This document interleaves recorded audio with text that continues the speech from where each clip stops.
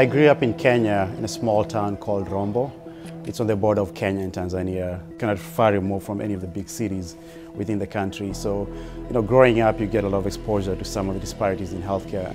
Basic issues like malaria and tuberculosis, a lot of people still die from those illnesses when you don't even hear about them in the rest of the developed world.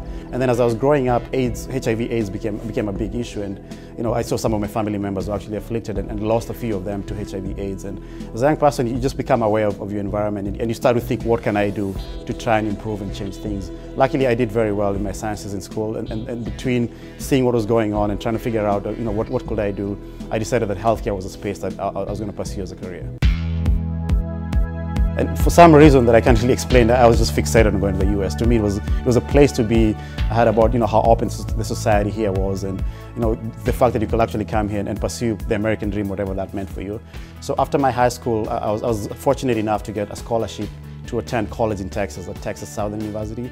And then as I went through my undergrad years, I started to become more aware of the fact that even though I was very interested in healthcare, what I was really passionate about was the business side of healthcare. Understanding systems, understanding the business, and trying to figure out how we can make things more efficient. And so the calculation was I could go to medical school and spend many years knowing that I'd still end up in business, or I could do pharmacy, which still gave me the foundation, but allowed me to get to the business path that I was interested in much, much faster. That's why the Rutgers Fellowship Program was interesting, and Bristol-Myers Squibb in particular, because in the R&D strategy program at Bristol-Myers Squibb, there's some interaction with bankers and consultants, and the more I talked to them, I realized there's one thing they had that I didn't have. I was very good from a science perspective. I understood the industry very well from my fellowship training, but I did not have formal business training. And so the more I thought about it, the more I just realized that going to business school made the most logical sense for me.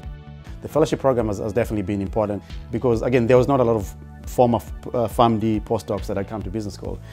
But the flip side of that was it was very challenging to make decisions because all pharmaceutical companies were interested in you. A lot of the consulting companies that do healthcare were interested in you. A lot of the banks that have healthcare groups were also interested in you. And similar to the fellowship program, I was looking for something that would challenge me, something that would help me to grow. And so when I looked at all the choices that I had, I decided to give banking a try for the summer. So I was a summer associate at UBS in the global healthcare group there. I loved the experience, worked harder than I'd ever worked in my life, slept very little. But at the end of the summer, I was like, I really enjoyed this. I want to do more of this. And so I decided to go back there full-time after business school. Spent 2 years there, and then decided to make a shift and join a smaller investment bank working more focused on biotech and pharmaceutical clients. So being able to form your own path has been extremely fulfilling.